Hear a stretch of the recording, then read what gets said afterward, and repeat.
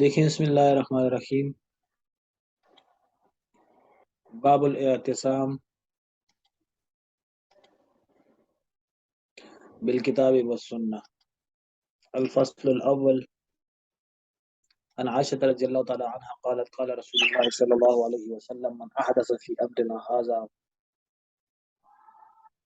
ما ليس منه فهو رد۔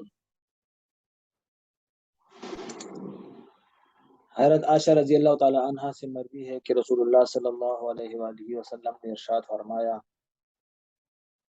جس نے ہمارے اس دین کے اندر ایسی چیز کو شامل کیا جو اس میں سے نہ ہو فهو رد، تو وہ مردود ہے۔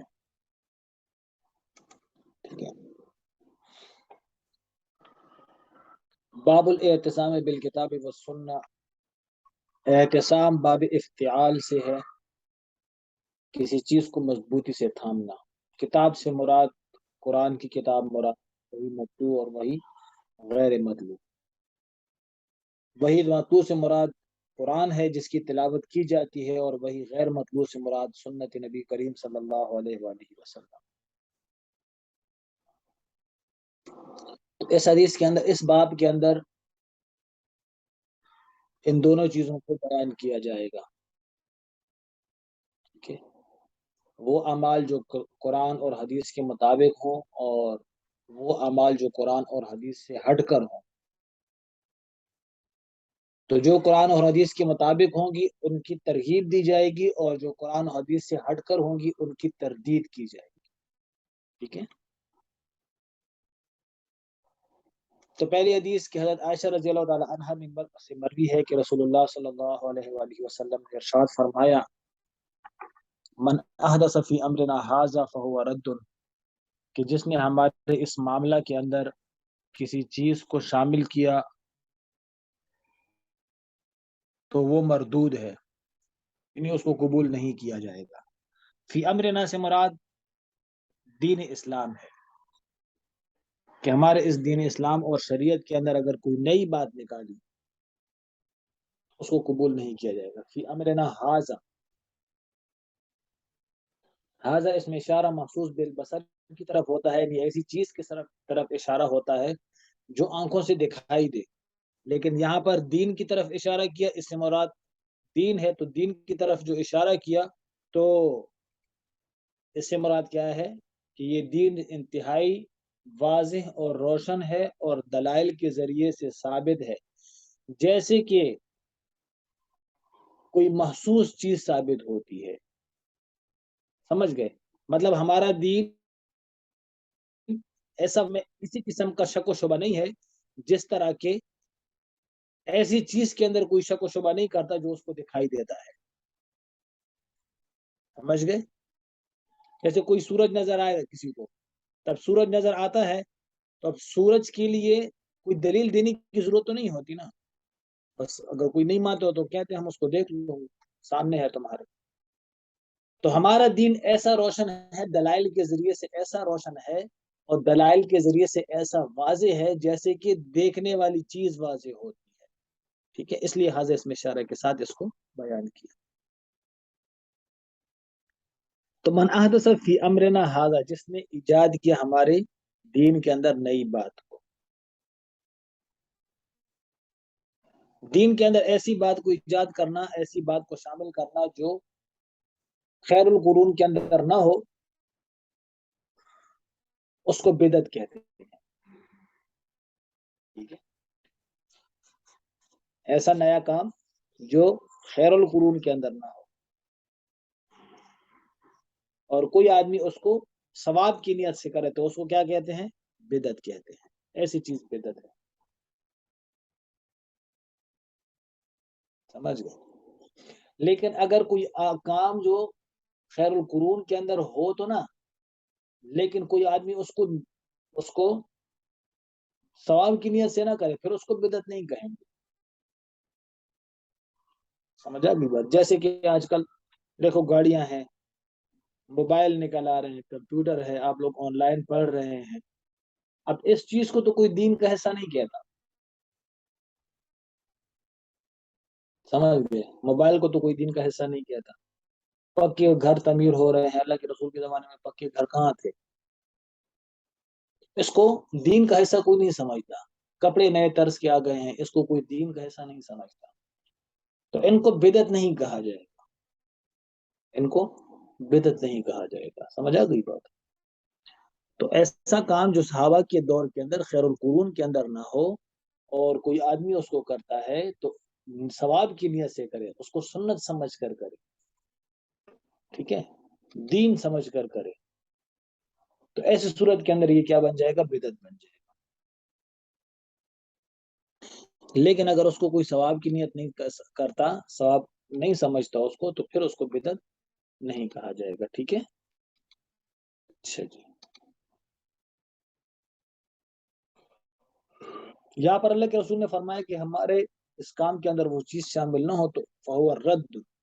رد کا مطلب مردود، وہ چیز اس پر رد کی جائے گی، وہ چیز مردود ہوگی. ٹھیک ہے، یہ منع ہوا. اچھا، آگے کہ وعن جابر رضی اللہ تعالی عنہ سے مروی ہے قال قال رسول اللہ صلی اللہ علیہ وسلم اما بعد فإن خير الحديث كتاب الله وخير الهدي هدي محمد صلى الله عليه وسلم وشر الأمور محدثاتها وكل بدعة ضلالة. رواه مسلم. حضرت جابر رضی اللہ تعالی عنہ سے مروی ہے کہ رسول اللہ صلی اللہ علیہ وآلہ وسلم نے ارشاد فرمایا کہ اما بعد،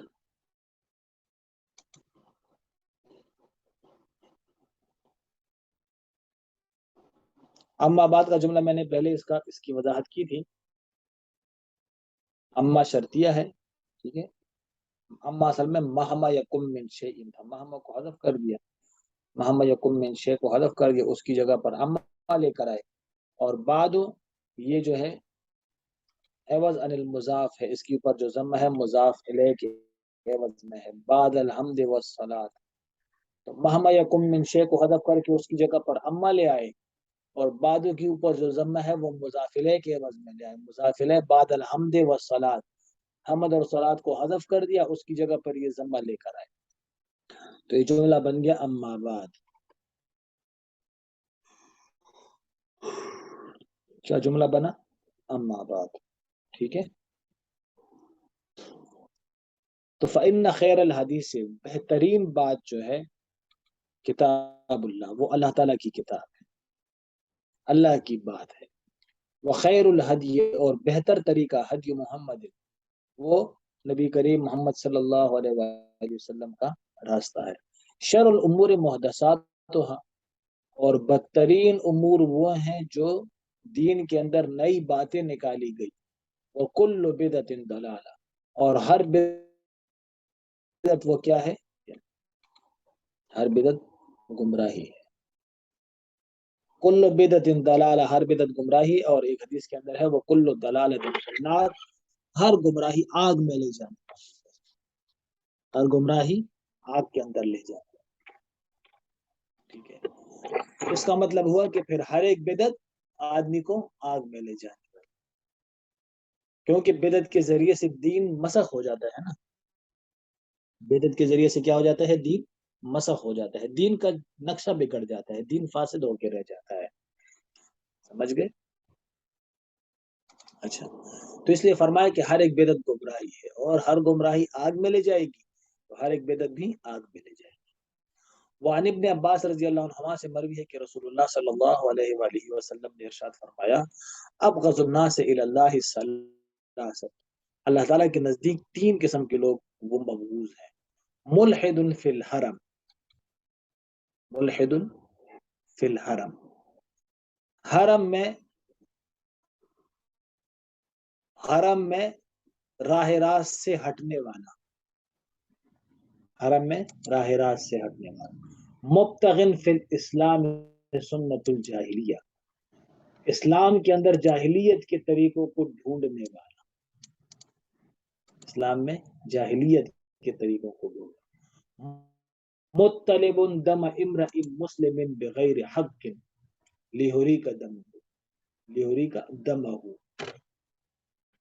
مطلب دم امرئ، آدمی کے حق کو، آدمی کی خون کو بغیر حق کے تلاش کرنے والا، تاکہ اس کے خون کو بہائے. تو یہ تین قسم کے لوگ اللہ کے نزدیک مبعوث ترین لوگ ہیں. حرم کے اندر راہ راست سے ہٹنے والا، حرم کے اندر شریعت کی خلاف ورزی کرنے والا، ٹھیک ہے، حرم میں چلا گیا، وہاں پر جو ہے تو بیت اللہ ہے، وہاں پر سب کچھ امن امان کے ساتھ، لیکن وہاں پر وہ بد امنی پھیلاتا ہے، وہاں پر وہ جھگڑے کرتا ہے، وہاں پر وہ شریعت کے خلاف کام کرتا ہے. سمجھ گئے؟ وہاں پر شریعت کے خلاف کام کرتا ہے. کہتے ہیں کہ حرم شریف کے اندر گناہ کا تصور بھی گناہ ہے. حرم کے اندر گناہ کا تصور بھی گناہ ہے، ٹھیک ہے.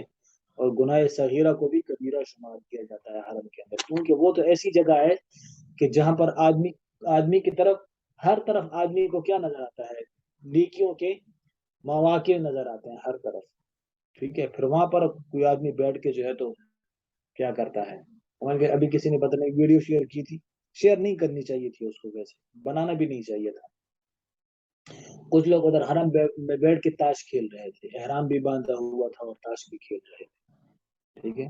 بہت بری عادت ہے تاش کھیلنا، ویسے بھی بری عادت ہے. اور وہ لوگ حرم میں جا کے جو ہے تو وہاں پہ تاش کھیل رہے تھے اپنا ٹائم پاس کرنے کے لیے.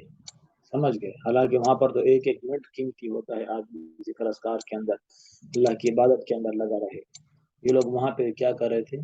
تاش کھیل رہے تھے. تو ایسے لوگوں کی ویڈیو بھی نہیں بنانی چاہیے، ٹھیک ہے. اور پھر اپنی ویڈیو بنا کے جو تو شیئر بھی کر دیجیے، تو یہ ٹھیک نہیں ہے. سمجھ گئے؟ اچھا، تو حرم کے اندر کیا ہے؟ حرم کے اندر آدمی کجروی، یعنی کہ حرم کے اندر شریعت کے خلاف کام کرنے والا، یہ کیا ہے؟ ملحد فی الحرم کہلاتا ہے، اللہ کو مبعوث ترین بندہ ہے. دوسرا یہ کہ اسلام کے اندر جاہلیت کے طریقوں کو تلاش کرنے والا، ٹھیک ہے. یعنی اسلام قبول کرنے کے بعد بھی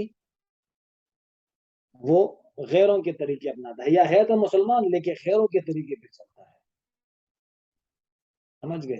ہندوؤں کے طریقوں پہ چلتا ہے، نوحہ کرنا، گریبان چاک کرنا، یا جو ہے تو یہ شادیوں کے اندر جو ہے تو ہندوؤں کے رسم و رواج، سمجھ گئے، مہندیاں وغیرہ ان کی رسم و رواج ہے نا.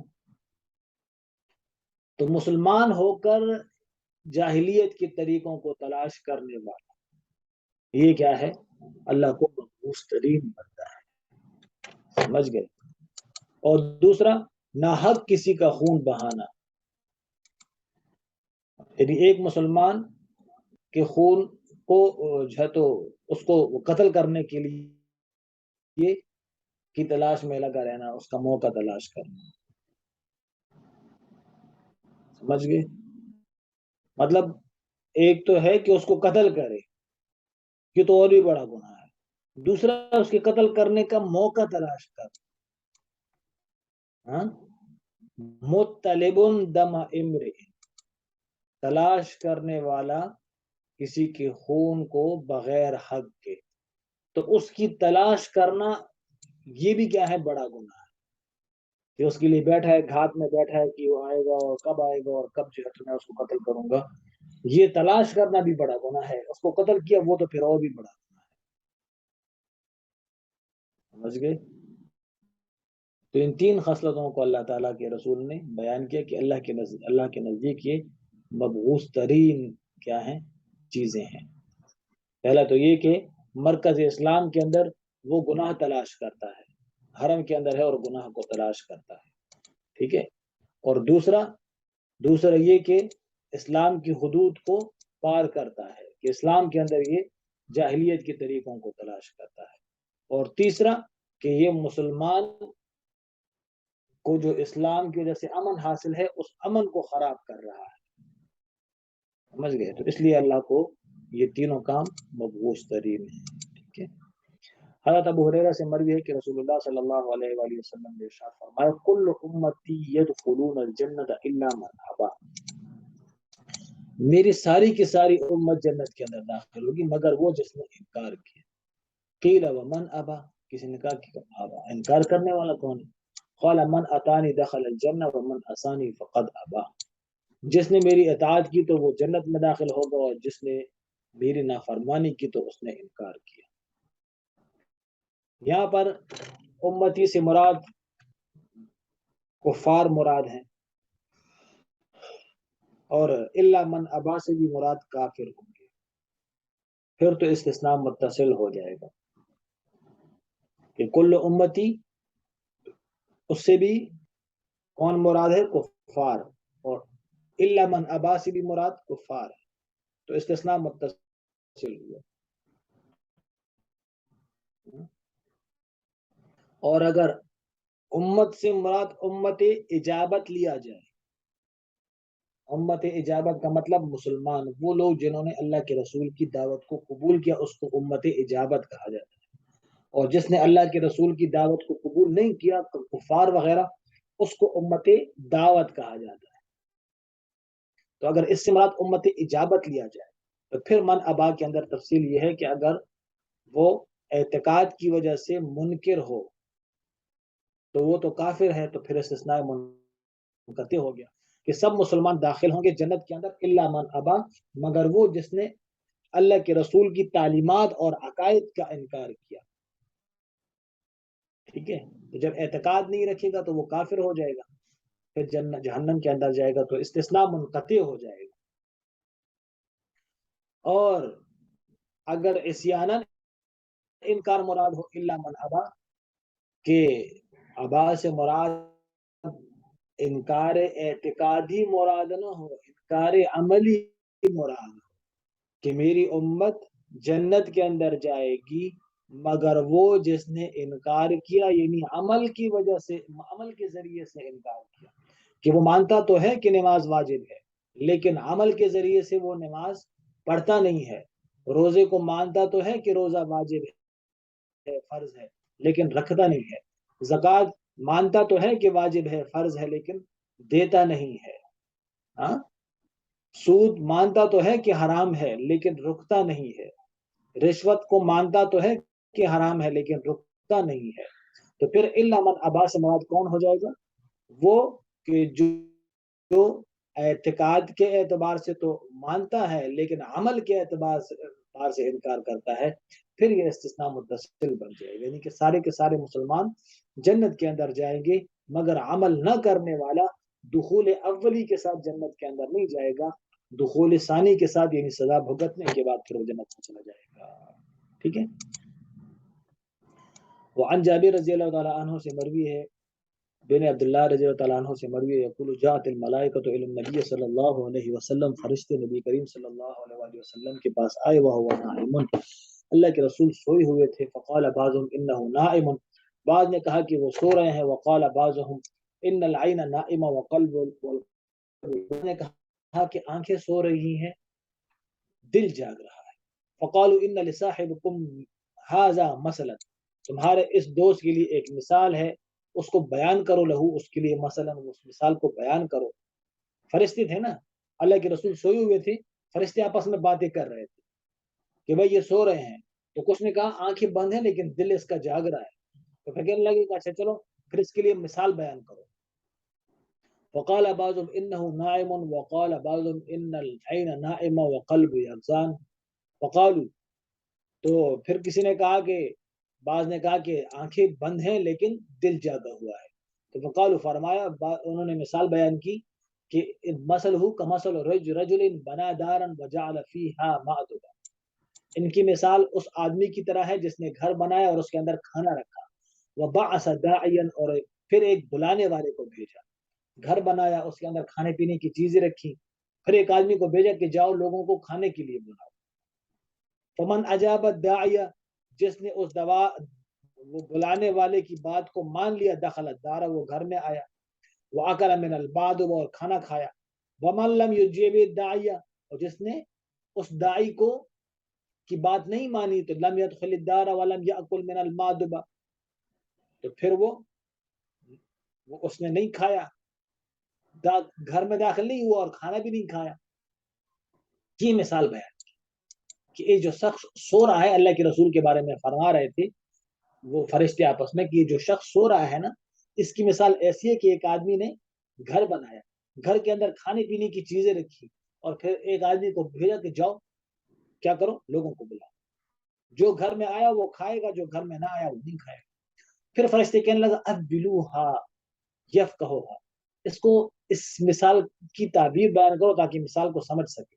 تو بعد نے پھر کہا یہ تو سو رہے ہیں، تو پھر بعد نے پھر کہا آنکھیں سو رہی ہیں نا، اور قلب یقظان، دل تو جاگ رہا ہے۔ قالو کہنے لگے کہ الدار الجنہ، گھر سے مراد جنت ہے، والدائی محمد صلی اللہ علیہ وسلم، اور دائی محمد صلی اللہ علیہ وسلم، ومن اطاع محمد صلی اللہ علیہ وسلم، جس نے محمد صلی اللہ علیہ وسلم کی اطاعت کی، فقط اطاع اللہ، اس نے اللہ کی اطاعت کی، ومن عصى محمد صلی اللہ علیہ وسلم، جس نے محمد صلی اللہ علیہ وآلہ وسلم کی نافرمانی کی، فقد عصى اللہ، تو اس نے اللہ تعالیٰ کی نافرمانی کی اور محمد صلی اللہ علیہ وآلہ وسلم کی نافرمانی کی، وفرق بین الناس، اور لوگوں کے درمیان تفریق کیا۔ ٹھیک ہے، فرق محمد فرق بین الناس، اور محمد لوگوں کے درمیان تفریق کرنے والے ہیں، یعنی حق اور باطل کے درمیان۔ ٹھیک ہے، تو یہاں پر فرشتوں کی گفتگو اور آپس کی مثال، اس کو جو ہے تو ایک مثال کے ذریعے سے بیان کیا کہ فرشتے آئے اللہ کے رسول کے پاس، اور اللہ کے رسول جو ہے تو سو رہے تھے، تو خواب میں آئے تو انہوں نے کہا کہ اس کے لیے مثال بیان کرو، تو کہا کہ بھئی یہ تو سو رہے ہیں، کیسے سنیں گے؟ ہاں سو رہے ہیں، لیکن اس کی آنکھیں سو رہی ہیں، دل نہیں سو رہا ہے، اس کا دل جاگ رہا ہے۔ عام لوگوں کی نیت کا اثر یہ ہوتا ہے کہ وہ نیند کا اثر ظاہری اور باطنی تمام اعضاء کے اوپر ہوتا ہے، آنکھوں کے ساتھ دل بھی سو رہا ہوتا ہے، شعور کے اعتبار سے وہ غافل ہوتا ہے، لیکن نبی کی نیند جو ہوتی ہے اس کا تعلق صرف ظاہری اعضاء کے ساتھ ہوتا ہے، دل کا ادراک اور دل کا شعور اس کے اوپر اثر نہیں ہے۔ انبیاء کا دل نہیں سو، دل ہر وقت جو ہے تو عالم بالا کے ساتھ اس کا تعلق ہوتا ہے، سمجھ لیں۔ یہاں پہ سوال ہوتا ہے کہ اگر اللہ کے رسول کا دل نہیں جاگتا تو پھر لیلۃ التعریض جس میں اللہ کے رسول سو گئے تھے اور صبح کی نماز قضا ہو گئی تھی، اس وقت پھر اللہ کے رسول کو پتہ کیسے نہ چلا کہ بھئی یہ تو نماز قضا ہو رہی ہے، تو پھر کیوں نہیں اٹھے؟ اس کا جواب یہ ہے کہ نیند کا تعلق جسم کے ظاہری اعضاء کے ساتھ ہوتا ہے، اور صبح کا ادراک بھی انسان ظاہری اعضاء کے ساتھ کرتا ہے، دل کے ساتھ نہیں کرتا۔ تو جب ظاہری اعضاء کے ساتھ کرتے ہیں تو ہم نے تو پہلے کہا کہ ظاہری اعضاء کے اوپر سو رہے ہوتے ہیں، ظاہری اعضاء کے اعتبار سے نبی بھی سوتے ہیں۔ ٹھیک ہے، تو دل جاگ رہا ہے، اور دل کا اطلاق تو کیا ہے؟ ادراک، صبح کا ادراک دل کے ساتھ نہیں ہو، سمجھ گئے، آنکھوں کے ساتھ۔ اچھا، تو فرشتوں نے خواب سنایا کہ بھئی یہ گھر ہے اور اس کے اندر جو ہے تو کھانا ہے، تو اس نے دائی کو بلایا، دائی کو بلایا کہ جاؤ لوگوں کو کھاؤ کھانے کے لیے۔ تو یہاں پر فرمایا کہ دائی سے مراد محمد ہے، اور بعض روایت میں ہے کہ دائی سے مراد اللہ تعالیٰ ہے، اور ماتوبہ سے مراد کھانا ہے، یعنی کہ جنت کی نعمت ہے، اور دار سے مراد اسلام ہے، بعض روایت میں یہ آیا ہے۔ ٹھیک ہے، دائی سے مراد کیا ہے؟ اللہ ہے، اور دار سے مراد اسلام ہے، اور مادبو سے مراد جنت کے کھانے، اور یہاں پر دار کو جنت فرمایا۔ تو بعد کا کوئی تعارض نہیں ہے، کیونکہ اللہ تعالیٰ بلا واسطہ دائی ہے، اور نبی کریم صلی اللہ علیہ وسلم بالواسطہ دائی ہے، یعنی نبی کریم صلی اللہ علیہ وسلم اللہ کے واسطے سے دائی ہے نا، اللہ نے ان کو بلایا کہ جاؤ لوگوں کو میری طرف بلاؤ، اور اللہ تعالیٰ جو فرماتے ہیں کہ ادخلوا فی السلم کافہ، تو اللہ تعالیٰ بلا واسطہ دائی۔ ٹھیک ہے، تو کبھی کسی چیز کی نسبت بالواسطہ ذکر کی جاتی ہے اور کبھی بلا ذکر، بلا واسطہ۔ اور اسلام بھی چونکہ دخول جنت کے لیے سبب ہے، تو کبھی سبب کو ذکر کیا اسلام کو، اور کبھی مسبب کو۔ ٹھیک ہے، تو اس میں بھی کوئی تعارض نہیں ہے، سمجھا گئی بات؟ اسلام سبب ہے نا جنت کے لیے، دخول جنت کے لیے، تو اسلام سبب ہوا اور جنت مسبب ہوا، تو کبھی مسبب کو ذکر کیا بعض روایتوں میں سبب کو ذکر کیا۔ ٹھیک ہے، اور آخر میں جو فرمایا کہ محمد الفرق بین الناس، یعنی اللہ کے رسول کافر اور مسلمان کے درمیان فرق کرنے والے ہیں، کہ اللہ کے رسول کی اطاعت کرنے والا مسلمان ہے اور جو اللہ کی رسول کی اطاعت نہیں کرتا وہ کافر ہے. ٹھیک ہے. اچھا. انس بن مالک رضی اللہ تعالیٰ عنہ سے مروی ہے یقول جاء ثلاثة رهط الى بيوت ازواج النبي صلی اللہ علیہ وسلم يسألون عن عبادت النبي صلی اللہ علیہ وسلم. 3 لوگ آئے اللہ کے رسول کے پاس اللہ کے رسول کی عبادت کے بارے میں پوچھنے کے لیے. فلما اخبروا جب ان کو اللہ کے رسول کی عبادت کا بتایا گیا کانہم تقالوها تو یہ اس کو کم سمجھنے لگے. فقالوا پھر آپس میں کہنے لگے وَأَيْنَ نَحْنُ مِن نَبِيِّ صلی اللہ علیہ وسلم قد غفر ما تقدم من ذنبی وما تأخر. پھر آپس میں کہنے لگے کہ بھائی ہم اور اللہ کے رسول کا مقابلہ کہاں کر سکتے ہیں, اللہ کے رسول تو بخشائے ہیں, ان کے تو ماقبل اور پچھلے سارے گناہ معاف ہیں. قال احدهم ان میں سے ایک نے کہا فإني انا اصلي الليل ابدا میں ہمیشہ ساری رات عبادت کروں. وقال آخر انا اصوم الدهر دوسرے نے کہا میں ہمیشہ روزہ رکھوں گا ولا افطر میں افطار نہیں کروں گا کبھی. وقال آخر تیسرے نے کہا وانا اعتزل النساء فلا اتزوج ابدا میں ہمیشہ لوگ عورتوں سے جدا رہوں گا میں کبھی شادی نہیں کروں. تو رسول اللہ صلی اللہ علیہ وسلم تشریف لے کر آئے ان کی طرف فرمایا انتم الذین قلتم کذا و کذا تم لوگوں نے ایسی ایسی باتیں کی ہیں. اما واللہ اللہ کی قسم انی لاخشاکم للہ واتقاکم لہ لکنی اصوم وافطر واصلی وارقد واتزوج النساء فمن رغب عن سنتی فلیس منی. تو اللہ کے رسول نے فرمایا دیکھو اللہ کی قسم میں تم سے زیادہ اللہ سے ڈرنے والا ہوں, تم سے زیادہ میں اللہ تعالیٰ سے ڈرنے والا ہوں, تم سے زیادہ میں متقی ہوں. لیکن دیکھو میں روزہ بھی رکھتا ہوں, میں افطار بھی کرتا ہوں, میں نماز بھی پڑھتا ہوں, میں سوتا بھی ہوں, میں عورتوں سے نکاح بھی کرتا ہوں. تو فمن رغب عن سنتی یہ میری سنتیں ہیں, جس نے میری سنت سے اعراض کیا وہ مجھ سے نہیں ہوگا, وہ مجھ سے نہیں ہے. تو یہ 3 صحابہ اللہ کے رسول کی معمولات کے لیے آئے تھے کہ اللہ کے رسول کے معمولات کیا ہیں. تو ازواج مطہرات نے بتایا اللہ کے رسول رات کو یہ اعمال کرتے ہیں. انہوں نے کہا یہ تو بہت تھوڑے سے اعمال ہیں. انہوں نے کہا اللہ کے رسول نے تو بہت زیادہ جو ہے تو لمبی چوڑی عبادتیں اور یہ وہ کرتے ہوں گے. تو انہوں نے کہا یہ تو بہت تھوڑی, لیکن پھر آپس میں کہنے لگے بھئی اللہ کے رسول تو اللہ کے رسول ہے نا, وہ تو بخشائے ہیں, ان کو تو عبادت کی ضرورت ہی نہیں ہے, اگر وہ عبادت نہ بھی کریں تو وہ تو بخشائے ہیں. ہم تو اللہ کے رسول نہیں ہیں تو ہمیں تو زیادہ عبادت کرنی چاہیے. تو اس نے ایک نے کہا بس میں تو ہمیشہ ساری رات ہی نماز پڑھوں گا. دوسرے نے کہا میں تو روزہ ہی رکھوں گا بس ہمیشہ. تیسرے نے کہا کہ میں تو کبھی شادی نہیں کرتی, بس عبادت میں لگا رہوں.